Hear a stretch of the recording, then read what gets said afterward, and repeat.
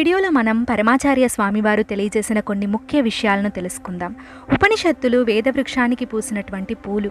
వ్యాస భగవానులు ఆ పూలను బ్రహ్మసూత్రాలు అనే పేరిట సూత్రబద్ధం చేశారు. ఆ పుష్పమాలలకు ఆదిశంకరాచార్యులు తమ భాష్య సౌరభాన్ని జోడించి మనకు అందించారు.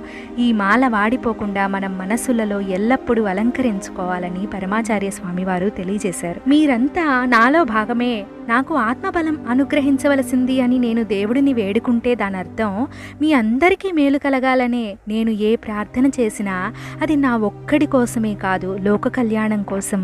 దీనిని బట్టి మహాస్వామి వారి యొక్క మహోన్నత వ్యక్తిత్వం మనకు అర్థమవుతుంది. ఆయన లోకక్షేమానికి ఎంత పాకులాడారో, సనాతన ధర్మాన్ని నిలబెట్టడానికి ఎంత శ్రమించారో మనకు తెలుస్తుంది.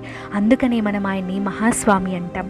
అందుకనే ఆయన జగద్గురు అయ్యారు. అపార కరుణా సింధుం జ్ఞానదం శాంతరూపిణం శ్రీ చంద్రశేఖర గురుం ప్రణమామి ముదావహం.